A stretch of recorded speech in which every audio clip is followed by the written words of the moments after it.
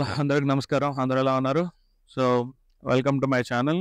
ఈరోజు గోవాకి వచ్చామండి. ఇది Goa railway station, Madgaon railway station. So, మేమొచ్చి ఉడిపి నుంచి గోవాకి వచ్చాము వందే భారత్‌లో. సో, ఇది మేము వచ్చిన ట్రైన్ అండి. సో, ట్రైన్ చూడండి, వందే భారత్ ఇది. మేము ఫస్ట్ టైం ఎక్కాననమాట వందే భారత్. వందే భారత్ వచ్చేసి దగ్గర దగ్గర 1 ఇయర్ అవుతున్నా గానీ 1.5 ఇయర్ అవుతున్నా గానీ నేనైతే ఫస్ట్ టైం అండి వందే భారత్ ఎక్కడం. వందే భారత్ ఎక్స్పీరియన్స్ అయితే సూపర్ ఉందండి. చాలా బాగుంది. చాలా ఫాస్ట్‌గా తీసుకొచ్చాడు. ఉడిపి నుంచి గోవాకి 3.5 అవర్ క్లోజ్ టు 4 అవర్స్‌లో తీసుకొచ్చేసారు. మేము అక్కడ 9:30కి స్టార్ట్ అయ్యాము. ఇక్కడ మాకు 12:30కి వచ్చి తీసుకొచ్చారు. సో, ఇది చూడండి లోపల ఎలా ఉందండి, వందే భారత్ లోపల ఎలా ఉంది. సో, వందే భారత్ మేము వచ్చిన ట్రైన్ అయితే ఇదండి. సో, ఇక్కడ నుంచి మా జర్నీ స్టార్ట్ అవుతుంది అనమాట. మేము వచ్చి పైకెళ్ళి ప్లాట్ఫామ్ నెంబర్ 1కి వెళ్ళాలి.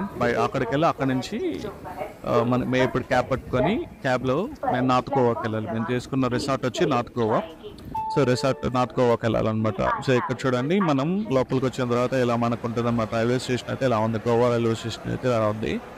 సో, స్టేషన్ అయితే చాలా ఫ్రీగా ఉందండి. ఎందుకంటే మాకు వచ్చిన టైం ఆఫ్టర్నూన్ టైం కాబట్టి కొద్దిగా రష్ అయితే తక్కువే ఉంది. సో, ఇలా మనం బయటకు వెళ్ళామంటే మనకి ట్యాక్సీస్ దొరుకుతాయండి. మనకి ప్రిపేర్ ట్యాక్సీ ఉంది, లేదంటే మనం ఓన్గా బుక్ చేసుకుని వెళ్ళొచ్చు అనమాట. ప్రిపేర్ ట్యాక్సీ అయితే ఏంటంటే మనకి రైట్ సైడ్ తిరిగామంటే ప్రిపేర్ ట్యాక్సీ కౌంటర్ వస్తుందండి. ఆ ప్రిపేర్ ట్యాక్సీ కౌంటర్లో మనకి వెళ్ళి మనం ఏ ప్లేస్కి వెళ్ళాలో ఆ ప్లేస్ బుక్ చేసుకొని వెళ్ళొచ్చు అనమాట. అది ప్రిపేర్ ట్యాక్సీ. ఇక్కడ చూడండి వీళ్ళందరూ ప్రిపేర్ ట్యాక్సీ కౌంటర్ వాళ్ళు.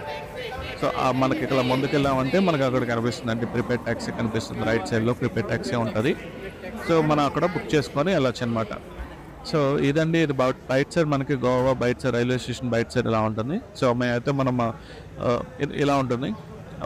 చూడడానికి అయితే మాత్రం ఏదో ఇల్లులా ఉంది, బట్ ఇదైతే మాత్రం రైల్వే స్టేషన్ అండి, Madgaon railway station. Taxi counter అండి. సో, మనం ఎక్కడికి వెళ్ళాలో మనం చెప్పామంటే మన లగేజ్ సైజ్ని బట్టి ఇస్తారనమాట. మేమైతే నార్త్ గోవాకి తీసుకున్నాం. నార్త్ గోవాకి మాకు 57 కిలోమీటర్స్ చూపించింది. 2000 రూపీస్ ఛార్జ్ చేస్తున్నారు. సో, ఇదైతే గోవా బయట సైడ్ ఎలా ఉందని మేము స్టార్ట్ అయ్యాము.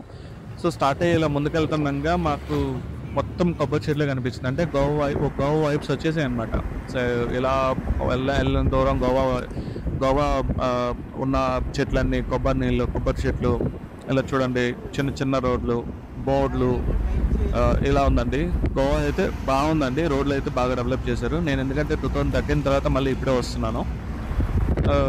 రోడ్ అయితే బాగానే కన్స్ట్రక్షన్ చేసి బాగా డెవలప్ చేశారండి. 2013కి ఇప్పటికి చాలా చేంజెస్ అయితే ఉంది.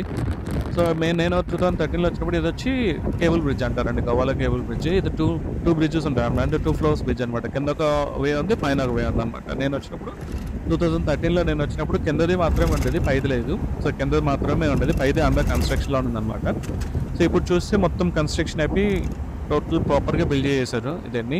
సో, మనకి దీని పక్కనే క్యాసినో ఉంటుంది. సో, మనకి దీనికి లెఫ్ట్ సైడ్ అని చూడండి, లెఫ్ట్ సైడ్లో మనకి క్యాసినో ఉంటుంది. క్యాసినో కూడా ఒకరోజు వెళ్దాము. క్యాసినో లోపలికి వెళ్ళి ఒకసారి ఎలా ఉందో చూద్దాము. సో, ఇదైతే మేము వెళ్తున్నాగా మనకి ఇక్కడ ఒక స్టేడియం ఉంది చూడండి గోవాలో. సో, ఇక్కడ కూడా ఒక స్టేడియం ఉంది, క్రికెట్ స్టేడియం.